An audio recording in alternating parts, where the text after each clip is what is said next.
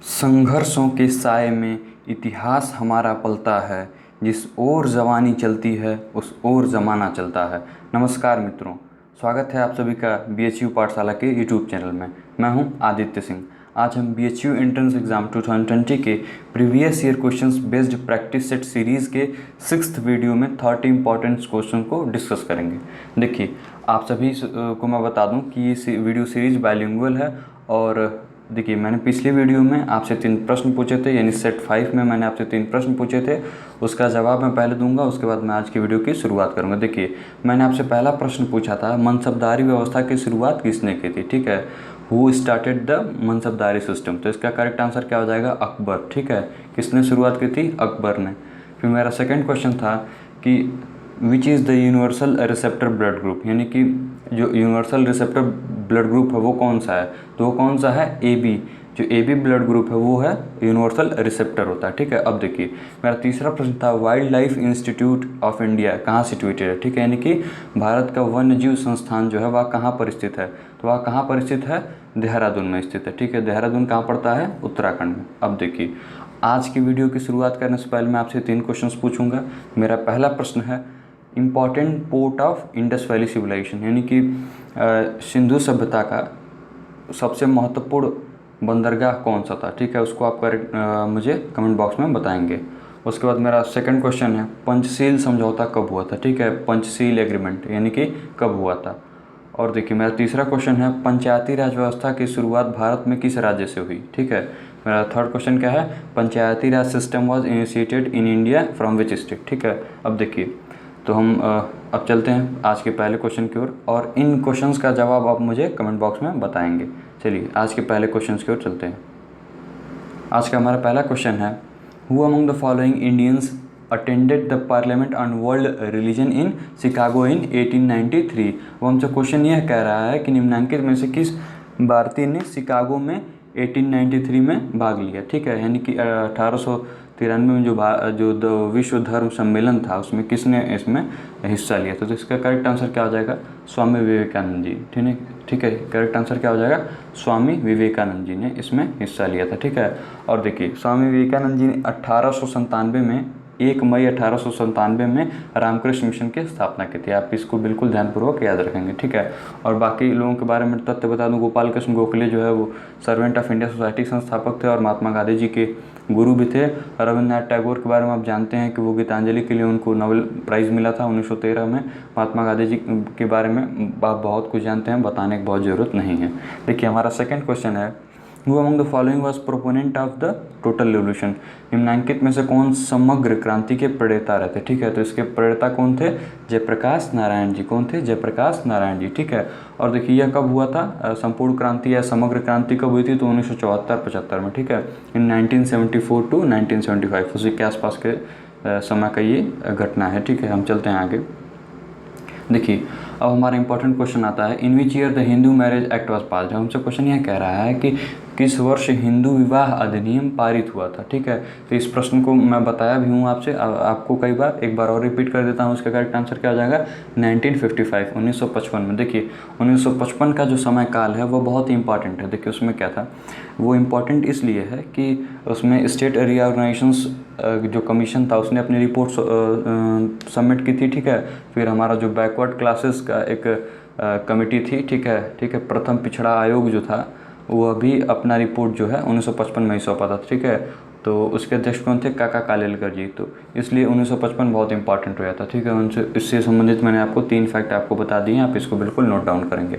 मेरा next question है, the widow remarriage act was passed in the year. हमसे question ये कह रहा है कि विधवा पुनर्विवाह जिस वर्ष पारित हुआ है वह है, यानी हमसे पूछ रहा है कि कब पारित हुआ। तो यह है जो है 26 जुलाई 1856 को। ठीक है, यानी कि 26 जुलाई 1856 को ये पास हुआ था। ठीक है, अब देखिए, इससे संबंधित तथ्य यह है कि देखिए, इसमें एक बहुत बड़ी भूमिका थी ईश्वर चंद्र विद्यासागर जी की। ठीक है, अब देखिए, अब इस एक्ट की अगर बात करें तो देखिए एक्ट जो है उसके ड्राफ्ट कौन किए थे, लॉर्ड डलहौजी ने, लेकिन उसको पास कौन किया था, तो उसने पास किया था लॉर्ड कैनिंग जी ने। ठीक है, लॉर्ड कैनिंग उस समय हमारे देश के क्या हुआ करते थे, गवर्नर जनरल हुआ करते थे। ठीक है, देखिए अब हम नेक्स्ट क्वेश्चन की ओर चलते हैं।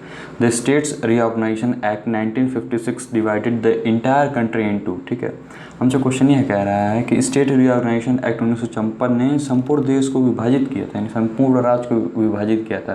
तो ये देखिए ये इसने कितने राज्यों में विभाजित किया था देश को, तो 14 राज्य और 6 यूनियन टेरिटरीज। इस क्वेश्चन को मैं भी आपको कई बार बता चुका हूँ। ठीक है, और इस स्टेट्स रीऑर्गेनाइजेशन एक्ट जो था यह किस कमेटी के आधार पे रिकमेंडेशन पे आया था, स्टेट रीऑर्गेनाइजेशन कमीशन जो था। ठीक है, उसके आधार पर आया था, और उसके अध्यक्ष कौन थे, फजल अली। इनके बारे में मैं डिटेल में बताया हूँ, आप बिल्कुल ध्यानपूर्वक उसको देखेंगे और सुनेंगे और उसके बारे में आप पढ़ेंगे।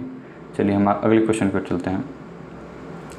हमारा नेक्स्ट क्वेश्चन है, who of the following enjoys the distinction of being the first Muslim president of India. अब हमसे क्वेश्चन यह कह रहा है कि भारत का प्रथम मुस्लिम राष्ट्रपति बनने का सौभाग्य किसे प्राप्त है। ठीक है, तो वह किसे सौभाग्य प्राप्त हुआ था भारत देश का प्रथम मुस्लिम राष्ट्रपति बनने का, तो वह था जाकिर हुसैन जी को। किसको, जाकिर हुसैन जी को। ठीक हो, देखिए यह है जाकिर हुसैन जी। अब देखिए इनके बारे में बात हो गई, अब हम बात करते हैं फजल अली। फजल अली अभी मैंने आपको जस्ट पहले ही बताया कि ये जो है स्टेट रीऑर्गेनाइजेशन जो कमीशन था उसके अध्यक्ष थे। फ़खरुद्दीन अली अहमद जी कौन थे, ये हमारे भारत देश के 5वें जो है राष्ट्रपति थे। ठीक है, 5th प्रेसिडेंट ऑफ इंडिया। और मौलाना अबुल कलाम आज़ाद के बारे में आप जानते हैं, हमारे देश के प्रथम शिक्षा मंत्री थे, और इनके ही जन्मदिवस यानी कि बर्थडे पे यानी कि 11 नवंबर यानी कि 11 नवंबर को जो है राष्ट्रीय शिक्षा दिवस मनाया जाता है। हम अगले क्वेश्चन को चलते हैं। Into how many parts has Indian constitution been divided. हमसे ये प्रश्न यह कह रहा है कि भारतीय संविधान को कितने भागों में विभाजित किया गया।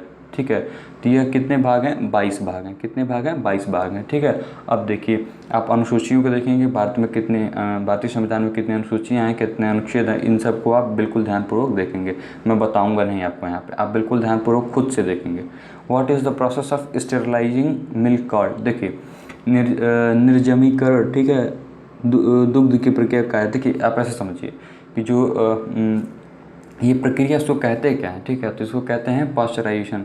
देखिए पाश्चराइजेशन का खोज किसने किया था, इन्वेंशन किसने किया था, तो वो लुईस पास्चर ने किया था। किसने किया था, लुईस पास्चर ने। देखिए हम अगले क्वेश्चन को चलते हैं। हमारा अगला क्वेश्चन है, who among the following are appointed by the president of India. Bharat के राष्ट्रपति के द्वारा निम्नलिखित में से कौन नियुक्त किया था। देखिए एक चीज़ मैं बताऊँ आपको कि भारत के राज्यपाल या राष्ट्रपति द्वारा नियुक्त किए जाते हैं, बिल्कुल सही है। चीफ जस्टिस एंड जजेस ऑफ हाई कोर्ट ये भी नियुक्त किए जाते हैं भारत के राष्ट्रपति के द्वारा। चीफ जस्टिस एंड जजेस ऑफ द सुप्रीम कोर्ट ये अभी जो है भारत के राष्ट्रपति द्वारा ही नियुक्त किए जाते हैं। लेकिन द वाइस प्रेसिडेंट उपराष्ट्रपति जो है यह जो है भारत के राष्ट्रपति द्वारा नियुक्त नहीं किया जाता है, इनका एक इलेक्टोरल कॉलेज होता है। ठीक है, और इसके बारे में आप बिल्कुल ध्यानपूर्वक देखेंगे। और देखिए एक चीज़ और बता दूं कि आर्टिकल 63 जो है भारतीय संविधान का, इंडियन कॉन्स्टिट्यूशन का आर्टिकल 63 जो है 63 जो है वह जो है भारत के राष्ट्रपति से संबंधित है। ठीक है, there shall be a vice president ऐसे करके वहाँ पे डिस्क्रिप्शन आपको मिलेगा। ठीक है, अब देखिए हम अपने नेक्स्ट क्वेश्चन की ओर चलते हैं। Where is the Lingaraj temple is situated. अब हमसे प्रश्न यह कह रहा है कि लिंगराज मंदिर कहाँ स्थित है। ठीक है, तो आप सभी जानते भी होंगे, मैं आपको बता भी देता हूँ। ये कहाँ स्थित है, भुवनेश्वर में। कहाँ पे, उड़ीसा में। ठीक है, कहाँ, उड़ीसा के किस शहर में, भुवनेश्वर में। बहुत ही प्रसिद्ध मंदिर है ये, इस एग्जाम में पूछे जाने की संभावना बहुत ज़्यादा है। चलिए अगले क्वेश्चन को चलते हैं। हमारा नेक्स्ट क्वेश्चन है, the vitamin that contains a metal ion is. हमसे क्वेश्चन यह कह रहा है कि विटामिन जो एक धातु आयन को अंतर्विष्ट करता है, यानी जिसमें वह विटामिन जिसमें एक मेटल आयन भी होता है। ठीक है, तो इसका करेक्ट आंसर क्या हो जाएगा, विटामिन B12। ठीक है, क्या हो जाएगा, विटामिन B12। अब देखिए विटामिन B12 का जो केमिकल नेम है, रासायनिक नाम है, वो क्या है, साइकोबालामीन। ठीक है, साइकोबालामीन। ठीक है, अब देखिए एक चीज़ और है, विटामिन A का केमिकल नेम क्या है, रेटिनॉल। क्या है, केमिकल नेम रेटिनॉल। और देखिए राइबोफ्लाविन दिया हुआ है, राइबोफ्लाविन। देखिए राइबोफ्लाविन जो है वो विटामिन B2 का, यानी विटामिन B2 का ये केमिकल नेम है। विटामिन B6 का जो केमिकल नेम क्या है, वो पायरिडोक्सिन। ठीक है, क्या नाम है, पायरिडोक्सिन। ठीक है, देखिए आप बिल्कुल क्लियर हो गया। देखिए विटामिन एक बहुत ही इंपॉर्टेंट टॉपिक है जनरल साइंस का, इससे क्वेश्चन आने की संभावनाएं बहुत ज़्यादा है। ठीक है, अब हम अगले क्वेश्चन पर चलते हैं, इसलिए आप विटामिन को बिल्कुल अच्छे से कवर करेंगे। अब देखिए अगले क्वेश्चन की ओर चलते हैं। Panchayati Raj system was based on the recommendations of, हमसे प्रश्न यह कह रहा है कि पंचायती राज व्यवस्था किसकी संस्तुति पर आधारित थी। तो वह किसके संस्तुति पर आधारित थी? वह थी बलवंत राय मेहता जी की संस्तुति पर आधारित थी। ठीक है, बलवंत राय मेहता समिति की संस्तुति पर, रिकमेंडेशंस पर आधारित थी। अब देखिए, अब हम ये हो गया था कि इनकी समिति कब बनी थी। बलवंत राय मेहता की समिति 16 जनवरी 1957 में ये बनी थी। ठीक है, अब देखिए अगर बात करें हम सरकारिया कमीशन की, तो सरकारिया कमीशन जो है यह सेंटर स्टेट रिलेशनशिप के लिए बनी थी, यानी कि केंद्र राज्य संबंध के लिए बनी। ठीक है, और यह कब बनी थी? तो 1983 में, 1983 में। ठीक है, अब बात करते हैं प्लानिंग कमीशन की। तो योजना आयोग आप जानते ही हैं, इसका जो है स्थापना कब हुआ था? 15 मार्च 1950 को। ठीक है, बाकी योजना आयोग यही है, आप बिल्कुल ध्यानपूर्वक जानते भी होंगे। उसका नाम बदल के अब नीति आयोग कर दिया गया है। और हम बात करें अगर अशोक मेहता कमेटी की, देखिए अशोक मेहता कमेटी की जो है ये पंचायती राज सिस्टम से ही संबंधित है। ये जनता पार्टी की सरकार ने इसे 1970 में जो है इसका गठन किया था। ठीक है, वो पंचायत के ये रिव्यू करने के लिए था कि कैसे क्या चल रहा है, क्या कमियाँ हैं, क्या उसमें सुधार की आवश्यकता है। देखिए पंचायत राज समिति जो है वो बलवंत राय मेहता समिति ने त्रिस्तरीय जो है वह व्यवस्था लागू करने की सिफारिश की थी। ठीक है, 3 टायर सिस्टम।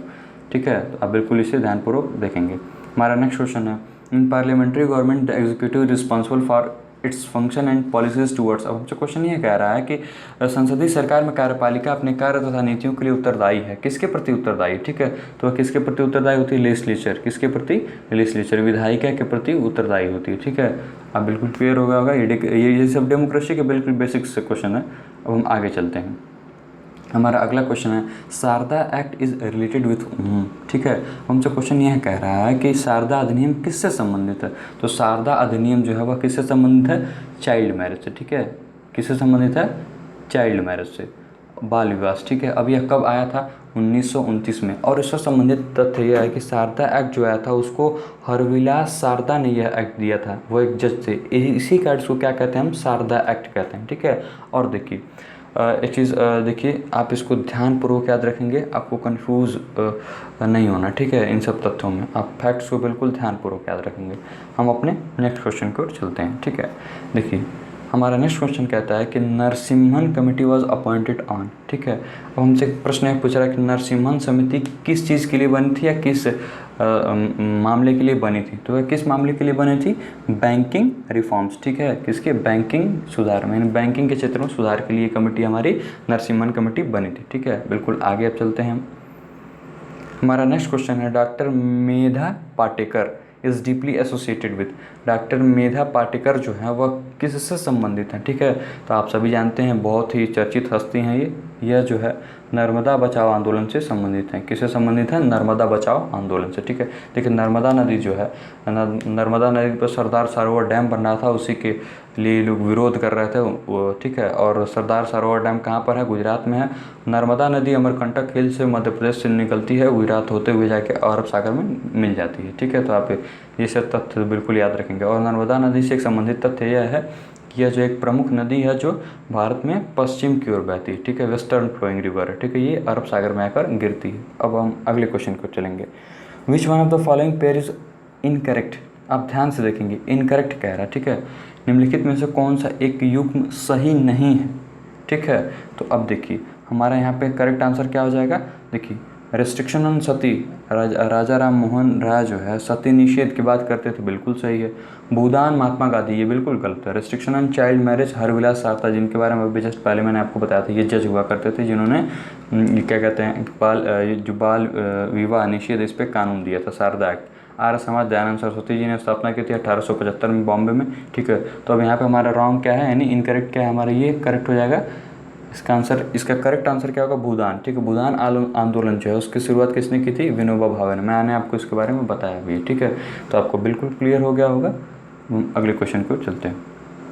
हमारा नेक्स्ट क्वेश्चन है, earth day in the world is celebrated on. विश्व में पृथ्वी दिवस मनाया जाता है, कब मनाया जाता है? हम सभी जानते हैं 22 अप्रैल को मनाया जाता है। ठीक है, अप्रैल 22। ठीक है, अब देखिए अब हम अदर ऑप्शन से रिलेटेड फैक्ट्स की बात करेंगे। अप्रैल 7 अप्रैल को क्या मनाया था? देखिए 7 अप्रैल 1948 को, 7 अप्रैल 1948 को वर्ल्ड हेल्थ ऑर्गेनाइजेशन WHO की, विश्व स्वास्थ्य संगठन की स्थापना हुई थी। इस नाते जो है ड्यू टू दिस रीज़न अप्रैल 7 को हम वर्ल्ड हेल्थ डे सेलिब्रेट करते हैं यानी मनाते हैं। ठीक है, बिल्कुल क्लियर हो गया।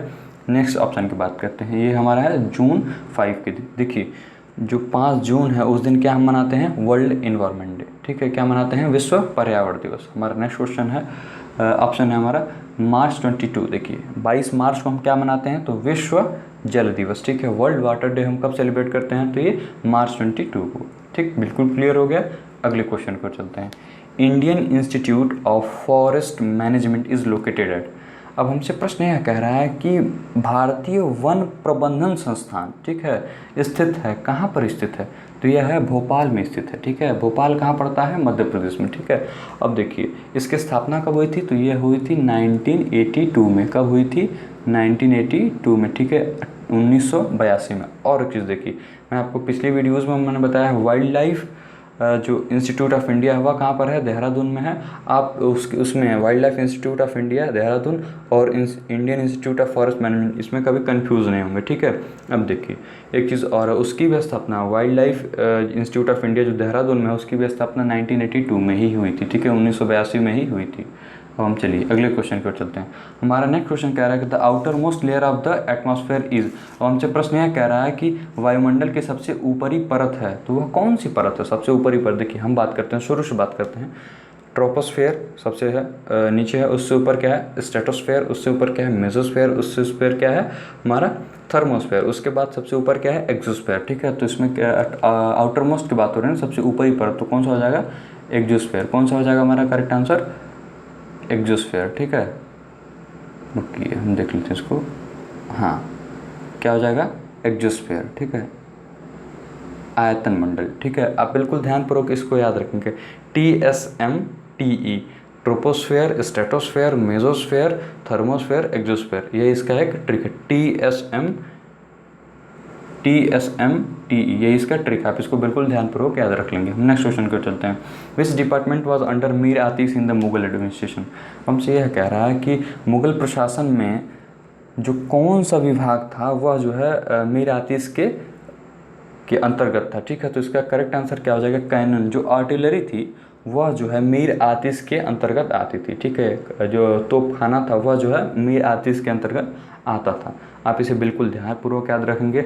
मुगल प्रशासन से संबंधित जितने भी विभाग हैं कुछ महत्वपूर्ण हैं, आप उनको बिल्कुल आराम से पढ़ लेंगे, इससे प्रश्न आने की संभावनाएं बहुत ज़्यादा हैं। ठीक है, आगे चलते हैं।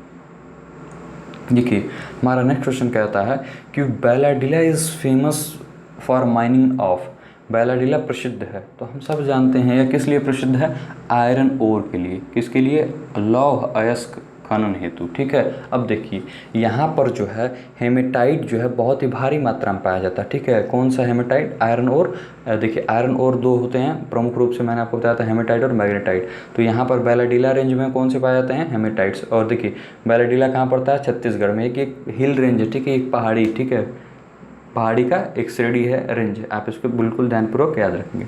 नेक्स्ट क्वेश्चन को चलते हैं। डक्टिलिस ग्लैंड्स आर नोन एज, नलिका विहीन यानी डक्टिलिस ग्रंथियाँ कहलाती हैं, तो इसको हम क्या कहते हैं, देखिए इसको कहते हैं इंडोक्राइन। क्या कहते हैं हम, इंडोक्राइन। देखिए ग्लैंड्स जो होते हैं मेजरली 2 पार्ट्स होते हैं, एक्सोक्राइन और एंडोक्राइन। देखिए इंडोक्राइन क्या होती है, जैसे आपकी ये थायराइड हो गया, आपका पैनक्रियाज हो गया, ठीक है, और ये सब क्या है आपकी इंडोक्राइन ग्लैंड्स हैं। जबकि अगर हम बात करें एक्सोक्राइन की, तो जैसे स्वीट ग्लैंड है आपकी, ठीक है, क्या हो गई आपकी स्वीट ग्लैंड हो गई, ठीक है, स्लैवरी हो गई, जो स्लैवरी ग्लैंड है जो सलाइवा को सेक्रेट करती है, ये सब क्या है आपकी एक्सोक्राइन। देखिए एक्सोक्राइन जो होती है वो किसी सरफेस पर अपनी डक्ट जो होती है वो उसको रिलीज़ करती है, ठीक है, तो जिससे हम उसको महसूस कर पाते हैं वो होती है हमारी स्वीट, स्लैवरी एट्सेट्रा ग्लैंड्स जो हैं वो एक्सोक्राइन है, ठीक है। इंडोक्राइन ग्लैंड्स कौन कौन सी हैं, जैसे मान लीजिए थायराइड हो गया, पैनक्रियाज हो गया आपका, एड्रेनल हो गया, ये सब ग्लैंड जो हैं आपकी वो इंडोक्राइन में आती हैं। तो आप बिल्कुल कंफ्यूज नहीं होंगे, इसको ध्यानपूर्वक सुनेंगे और पढ़ेंगे। हमारा नेक्स्ट क्वेश्चन है acquired immuno deficiency syndrome is caused by, यानी एड्स जो है वह किसके कारण होता है, ठीक है। हम सभी जानते हैं ये एक वायरस होता है और इस वायरस का नाम क्या है, HIV, ठीक है, वायरस का नाम क्या है HIV, और उसका फुल फॉर्म क्या होता है HIV का, ह्यूमन इम्यूनो डिफिशियंसी वायरस, ठीक है। अगले क्वेश्चन की ओर चलते हैं। और एक चीज़ और, आप बैक्टीरिया से कौन सी डिजीज़ होती हैं, फंगी से कौन सी डिजीज़ होती हैं, प्रोटोजोआ से कौन सी डिजीज़ होती हैं, इन सबको आप बिल्कुल ध्यानपूर्वक कवर करेंगे। इससे भी प्रश्न आने की संभावनाएँ ज़्यादा हैं, ठीक है, क्योंकि ये जनरल साइंस का एक इंपॉर्टेंट टॉपिक है डिजीज़। चलिए नेक्स्ट क्वेश्चन को चलते हैं। हमारा नेक्स्ट क्वेश्चन है, which sultan transferred capital from Delhi to Daulatabad. अब हमसे क्वेश्चन यह कह रहा है कि किस सुल्तान ने दिल्ली से दौलताबाद राजधानी का परिवर्तन किया, यानी किस सुल्तान ने दिल्ली से जो राजधानी उसको दौलताबाद लेकर चला गया, ठीक है। तो उसका करेक्ट आंसर क्या है, देखिए इसका करेक्ट आंसर है मोहम्मद बिन तुगलक। किसने ऐसा किया था, मोहम्मद बिन तुगलक। देखिए उसने राजधानी को दिल्ली से ले गया था कहाँ तक, वो देवगिरी, और देवगिरी की नाम बदल के क्या कर दिया था, दौलताबाद, ठीक है। अब देखिए इसका जो है समय काल क्या है, ठीक है। देखिए मोहम्मद बिन तुगलक का समय काल क्या है, 1324 से 1351 AD तक, ठीक है, यानी कि 1324 टू 1351 तक, ठीक है। बिल्कुल क्लियर हो गया होगा मुझे उम्मीद है। और देखिए अब इसे बिल्कुल ध्यानपूर्वक याद रखें, कन्फ्यूज़ नहीं होना आपको, ठीक है। अब अगले क्वेश्चन को चलते हैं। देखिए scientific socialism is associated with the name of. हमसे क्वेश्चन यह कह रहा है कि वैज्ञानिक समाजवाद किसके नाम के साथ संबंध है, ठीक है, किसके नाम के साथ संबंध है, तो वह संबंध है कार्ल मार्क्स जी के द्वारा, ठीक है। अब देखिए कार्ल मार्क्स जो है ये बहुत ही इंपॉर्टेंट है, ठीक है। इनकी पुस्तक है, एक बुक है कम्युनिस्ट मैनिफेस्टो है, एक बुक है दास कैपिटल, मैंने आपको बताया भी है पहले भी। और देखिए कार्ल मार्क्स जी को ये जो है फादर ऑफ सोशलिज्म यानी कि समाजवाद का जनक के रूप में भी जाना जाता है, ठीक है। तो आप बिल्कुल क्लियर हो गया होगा, कोई कन्फ्यूजन की जरूरत नहीं है। हमारा नेक्स्ट क्वेश्चन है, Fahien the Chinese Pilgrim visited India during the period of. चीनी यात्री फाहियान ने किस काल में भारत की यात्रा की थी, ठीक है। तो वो किस काल में भारत की यात्रा किया था, हम सभी जानते हैं वह चंद्रगुप्त द्वितीय के समय में वो भारत का यात्रा किया था, ठीक है। तो वह कौन सा समय था, चंद्रगुप्त द्वितीय किस वंश के थे, वो गुप्ता वंश के थे, ठीक है, गुप्ता डायनेस्टी के। अब देखिए वह 399 यानी कि 399 AD में जो चीन से चला था, यानी चाइना से चला था, और 405 यानी 405 AD में भारत वह पहुंचा था, ठीक है। कौन, फाहियान। आप इसे बिल्कुल ध्यानपूर्वक याद रखेंगे। अब चलिए हम नेक्स्ट क्वेश्चन को चलते हैं। और देखिए यात्रियों से संबंधित आपको प्रश्न पूछे जाने की संभावना ज़्यादा रहती है, जैसे फाहियान हो गया, मार्को पोलो हो गया, फिर आप क्या कहते हैं फाहियान है, फिर हेनसांग हो गए, ऐसे बहुत से यात्री हैं, इनके बारे में भी आप बिल्कुल ध्यानपूर्वक पढ़ेंगे, ठीक है। अगले क्वेश्चन को चलते हैं। हमारा नेक्स्ट क्वेश्चन है, Babar wrote Tuzuk e Babri in which language, ठीक है। अब देखिए हमसे प्रश्न यह पूछ रहा है कि बाबर ने तुजूक ए बाबरी किस भाषा में लिखी थी, तो वो भाषा थी चगताई, ठीक है, चगताई भाषा थी, ठीक। अब एक चीज़ और है कि चगताई भाषा तो थी, उसको हम टर्किश भी बोलते हैं, ठीक है। अगर आपको ऑप्शन के अकॉर्डिंग अगर आप देखें तो यहाँ पे क्या होगा, टर्किश होगा, ठीक है। लेकिन उसकी मूल भाषा क्या थी, चगताई, और ये क्या थे उसकी, तुजी की बाबरी क्या थी, उसकी ऑटोबायोग्राफी थी, मैंने आपको बताया भी है, ठीक है। तो चलिए बिल्कुल क्लियर हो गया होगा आपको। और बाबर क्या थे, मुगल वंश के संस्थापक थे। 1526 में यानी 1526 में इन्होंने मुगल वंश की स्थापना भी की थी, ठीक है। तो चलिए अगले क्वेश्चन की ओर चलते हैं। Which of the following is the central bank of India. अब हमसे यह पूछ रहा है प्रश्न, क्वेश्चन यह कह रहा है कि निम्नलिखित में से कौन सा भारत का केंद्रीय बैंक, ठीक है। तो भारत का केंद्रीय बैंक कौन सा है, वह है रिजर्व बैंक ऑफ इंडिया। इसका मुख्यालय कहाँ पर है, इसका मुख्यालय मुंबई में है। और इससे रिलेटेड फैक्ट्स मैंने आपको पिछले वीडियोज़ में बताया है, उनको आप ध्यानपूर्वक देखेंगे और सुनेंगे। देखिए और एक चीज़ और है कि इसके वर्तमान में गवर्नर कौन है, शक्तिकांत दास, ठीक है। और भी रिलेटेड फैक्ट्स हैं, इसकी स्थापना कब हुई थी, 1935 में। किस एक्ट के थ्रू हुई थी, RBI एक्ट 1934 यानी कि 1934, ठीक है। तो इन सब चीज़ों को आप देखेंगे। फिर इसका RBI का राष्ट्रीयकरण कब हुआ था, नेशनलाइजेशन ऑफ RBI, तो यह हुई थी 1 जनवरी 1949, ठीक है, यानी कि 1949 में 1 जनवरी को इसका राष्ट्रीयकरण हो गया था, ठीक है। अगले क्वेश्चन को चलते हैं और बाकी फैक्ट्स को आप स्वयं देखेंगे। तो बहुत बहुत धन्यवाद। In case if you have any doubt please contact me in the comment box, और आपके पास कोई फीडबैक हो तो आप मुझे कमेंट बॉक्स में बताएंगे। और stay connected with us for more information. Thank you for giving your valuable time. और चैनल को लाइक करिए, शेयर करिए, सब्सक्राइब करिए। आप सभी का बहुत बहुत धन्यवाद।